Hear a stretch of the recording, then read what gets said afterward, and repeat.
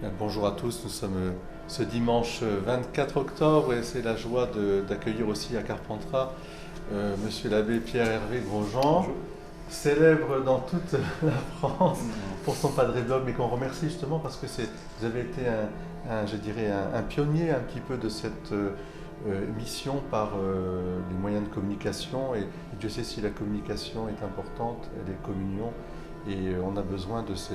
On avait besoin un peu d'être stimulés et nous-mêmes, eh bien, nous essayons modestement à notre place. Alors, je voudrais simplement vous accueillir, bien sûr, ici à Carpentras. Vous avez célébré hier un très beau mariage et puis vous laisser la parole, peut-être nous dire un petit peu quelles sont vos intentions de prière et aussi nous stimuler à cette communication. Merci beaucoup de votre accueil. Effectivement, j'ai créé il y a quelques années le Padre Blog, mais qui est maintenant entre les mains d'une nouvelle équipe. J'ai eu la joie de transmettre cette œuvre-là et je vois avec bonheur qu'elle continue de façon différente et tout aussi et encore plus belle même, avec le Père Jean-Baptiste Bienvenu qui s'en occupe avec un petit rôle, une petite équipe de prêtres et de laïcs. Moi, je crois qu'au fond, que toute cette œuvre de communication que beaucoup essayent d'améliorer dans l'Église, elle est vraiment une réponse au fond à ce que disait le pape François en nous invitant à aller aux périphéries, puisqu'il s'agit justement de vouloir que ce message de l'Église, de l'Évangile, eh bien, puisse sortir au fond de nos églises, parce que c'est tout l'intérêt des réseaux sociaux, des moyens de communication, c'est de pouvoir aller rejoindre ceux qui n'entrent pas dans nos églises, ceux qui ne viennent pas d'eux-mêmes jusqu'à partager ce que vit la communauté chrétienne. Et du coup, voilà, pour moi, c'est d'abord missionnaire, c'est d'abord cette idée de partage, au-delà justement de dépasser parfois ces fossés d'ignorance ou de méconnaissance, parfois de malentendus d'ailleurs, du coup, de mauvaises idées préconçues, pour rejoindre le cœur de tous ceux qui sont assoiffés. Voilà. Et puis, il y a aussi l'autre part, c'est de pouvoir encourager les chrétiens qui le sont déjà, pouvoir leur donner des clés de compréhension, de pouvoir les aider chacun à s'approprier, bien sûr, cet évangile qui nous fait vivre, et puis aussi tout ce que peut dire le pape, les évêques, l'Église, pour pouvoir ensuite s'en faire les relais.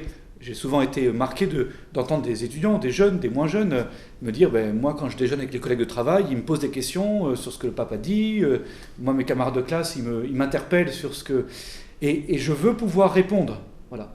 Mais du coup, il faut travailler, il faut aider à donner les mots accessibles à tous pour que ce beau message de l'Évangile et cette réflexion de l'Église eh bien, soit rendu accessible à tous. Je crois que c'était un très beau message, un bel encouragement pour nous tous et nous sommes conscients aussi. Est-ce qu'il y a un danger ou quelles seraient un petit peu les attentions à avoir, le langage, on a parlé du langage, la façon de formuler, la façon peut-être... Mais moi je vois deux points d'attention. Le premier, c'est que si on veut parler à tous, il faut parler le langage de tous.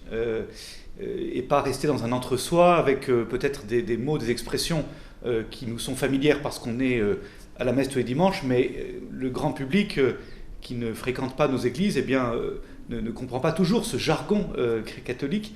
Donc il ne s'agit pas de faire de la démagogie ou de parler vulgairement, mais de trouver exactement comme Jésus faisait dans l'Évangile. Moi, ça me marque beaucoup de voir avec quelle attention, délicatesse il s'adaptait à chacun. Il trouvait des images simples, il trouvait les mots simples pour dire des choses très belles et très profondes.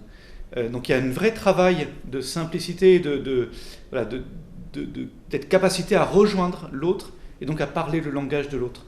Et puis, je crois qu'il faut aussi veiller à vivre tout cela comme un service, avec un cœur de serviteur. Évidemment, dès qu'on est mis en avant, dès qu'on est filmé, comme un instant, ou en photo, tout d'un coup, on émerge, enfin notre personnalité est exposée. Du coup, c'est important justement de veiller à ce que ça soit au service d'un message qui nous dépasse. Voilà. On ne s'expose pas pour soi-même, mais vraiment pour porter un message qui n'est pas le nôtre, qui est bien plus grand que nos propres opinions, qui est vraiment celui de l'Évangile et de l'Église. Et ça me paraît vraiment précieux de le faire avec un cœur de serviteur, entouré aussi d'amis prêtres, laïcs, qui nous aident à garder ce cœur de serviteur. Merci, monsieur l'abbé. Merci beaucoup. Bon dimanche à tous. Merci.